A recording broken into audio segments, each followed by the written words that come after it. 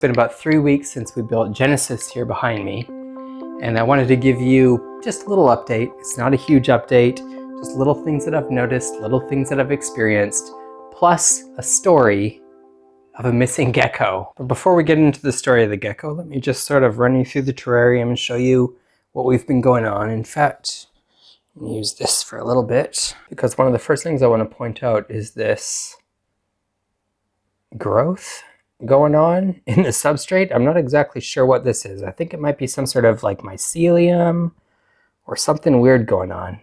But enough of the boring substrate. That's just one little thing that I noticed. The plants have been doing pretty good in general. This one is finally starting to do pretty good. That's our jade pothos right there.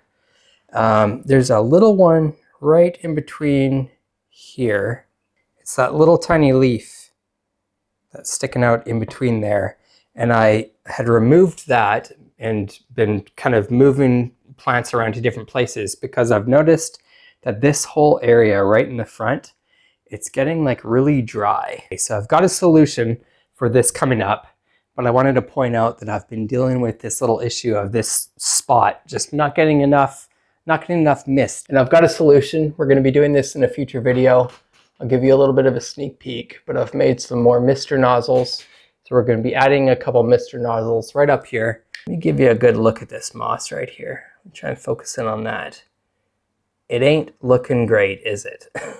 It's brown, and I kind of expected that when I was preparing the leaf litter for this terrarium. I was boiling it, and I was sterilizing it, and I was getting rid of all the bugs and the hitchhikers and all that nasty stuff that might have been on there.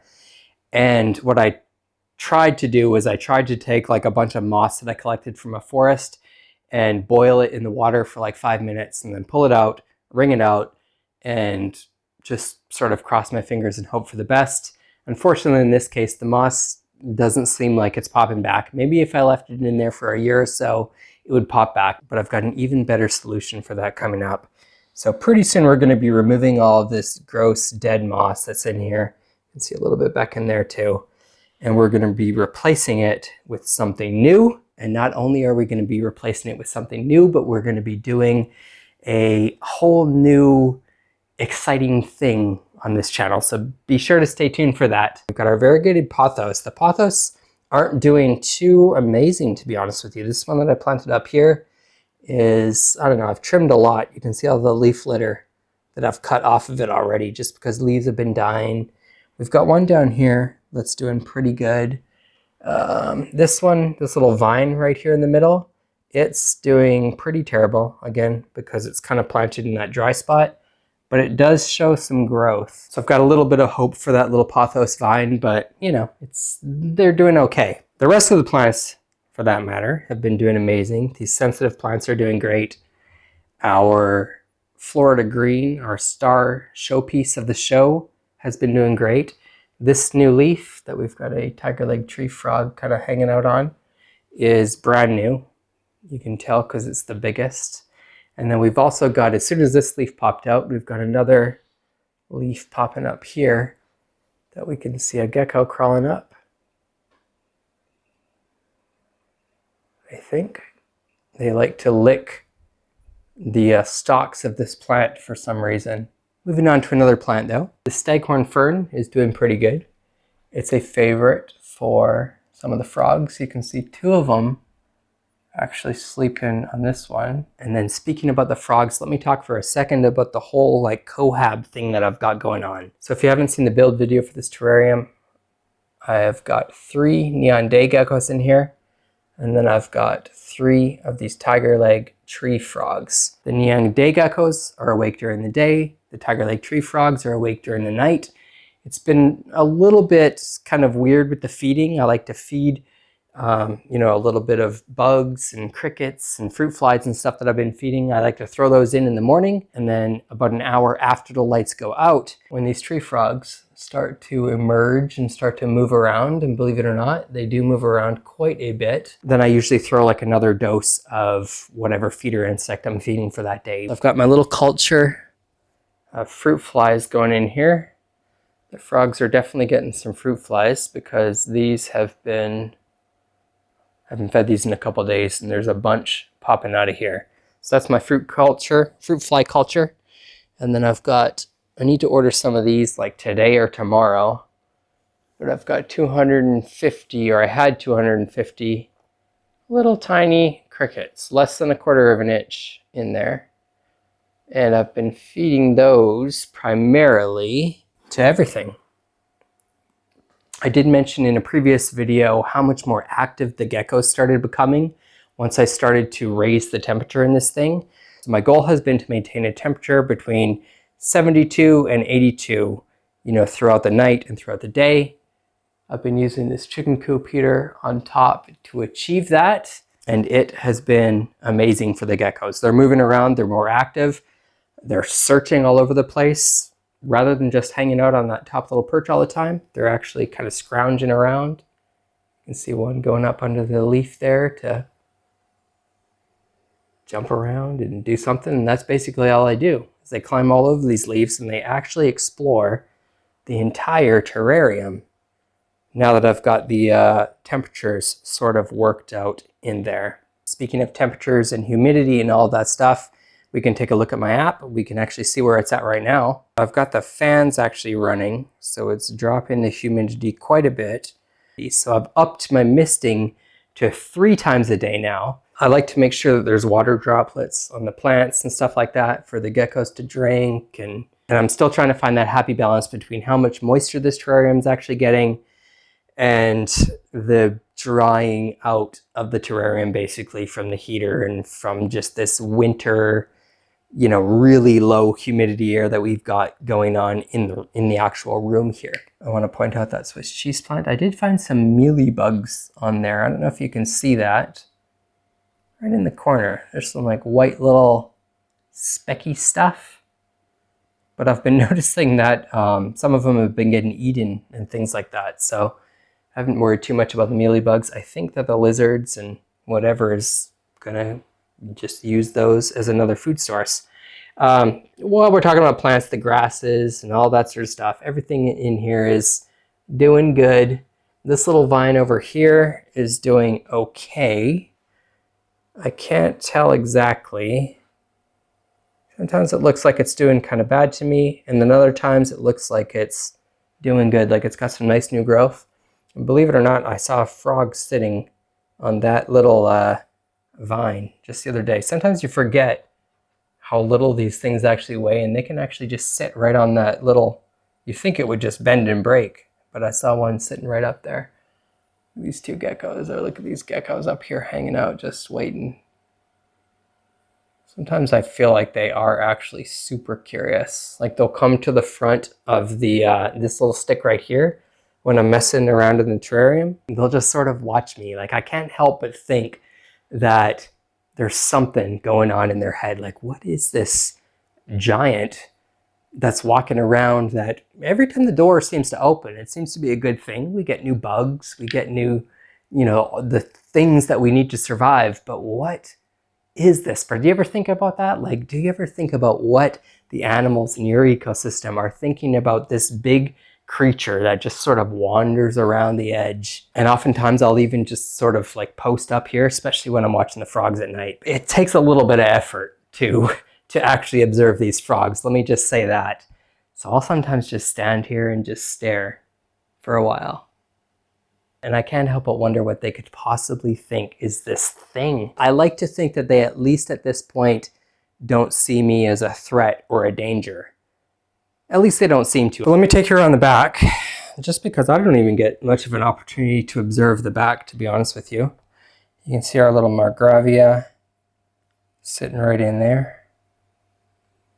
Right in there, doing good.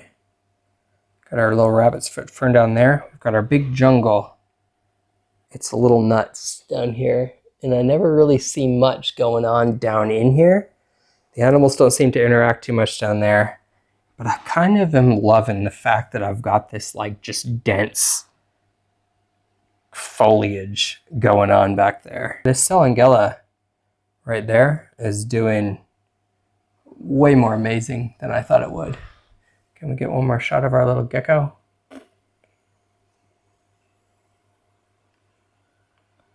What you looking at, buddy? You wonder what I'm doing?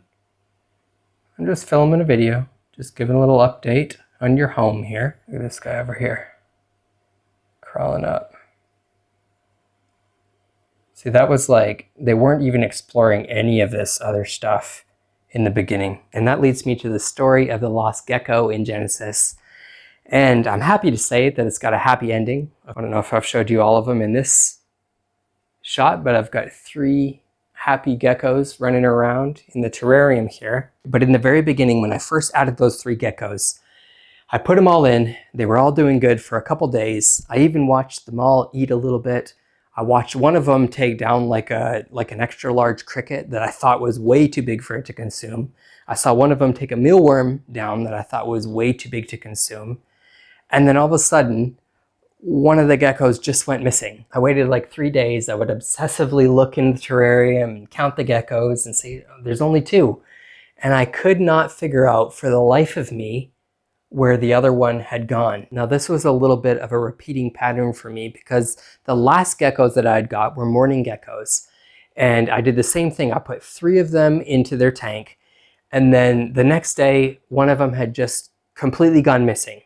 And then I literally never saw it again. But I know that that morning gecko escaped because in the following days after that, I would see the other geckos sort of sitting around on top of the cage. They kept escaping, but they kept kind of sticking around where they were. And when I built Genesis here, I made sure to plug all of the little areas, just like this little doodad here, just like this little doodad over here. I stuffed cotton into all these things. I made sure to seal up all of the little places that I knew that a gecko could probably escape. And I thought I had done an amazing job this time around, but I guess it wasn't, because just like the morning geckos, one of my neon day geckos had gone missing, and I was looking for him for days and days.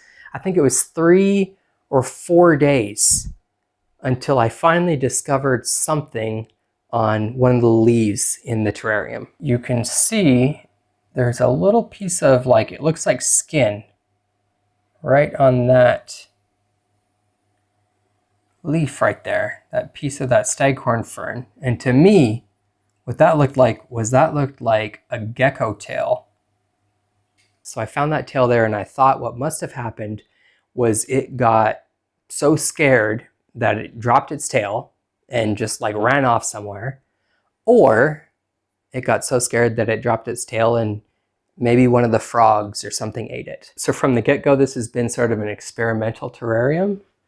We've got our neon day geckos, which literally just run right beside the frog. You can see that.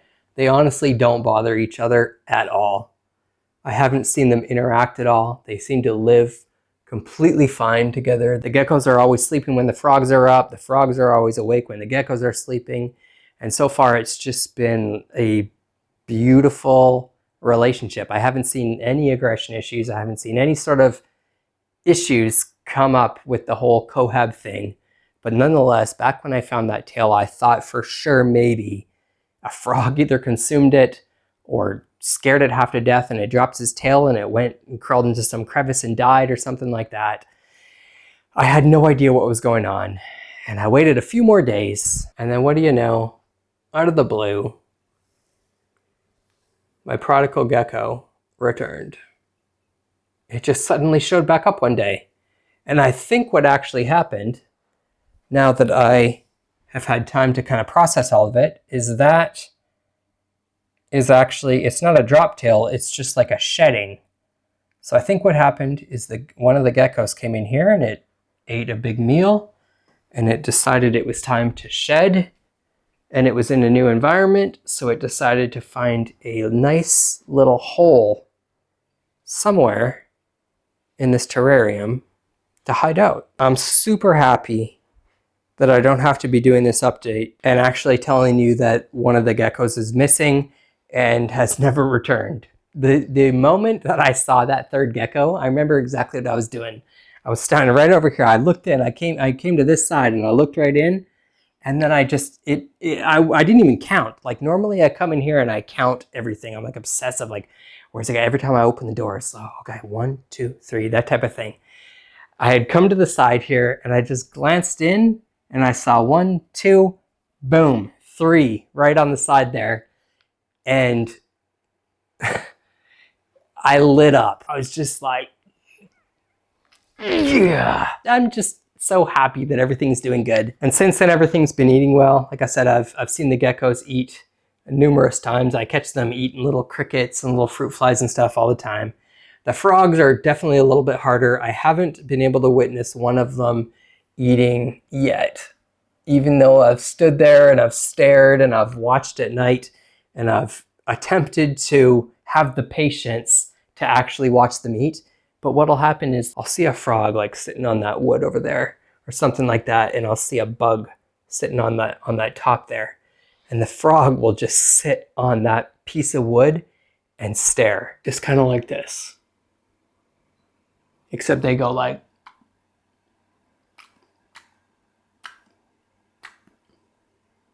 and they'll just sit there and they'll stare and they'll stare and they'll stare. And I don't know when they eat it, but I guess they just wait for like the perfect opportunity when the bug finally like moves down towards it or something like that. But it's been really hard to see them actually eating. It's been a challenge to learn how to take video of the frogs at night as well, because I've been using this light that I'll attach to my camera over here. And what happens is as soon as I turn the light on one of these frogs to get like a good video of it, they just stop and they don't move. So they're making life a little difficult in the evenings, but they're also adding like this super interesting and mysterious aspect to the terrarium at night. So I'm so thrilled with the choices that I made on this. The neon day geckos just jump around and add excitement throughout the day. There's literally always something to watch. And then of course at night we've got our more elusive frogs that come out and they crawl around like sloths and they move really slow. And it's just been a little bit more of a challenge to observe like what they're doing. But I've been doing my part. I've been hanging out beside the terrarium and just waiting slowly and quietly and just standing, trying not to move as much as possible. And it's been a lot of fun. So thank you for taking the time to appreciate Genesis, my terrarium. And I look forward to sharing everything with you in the future. We'll see you on the next video.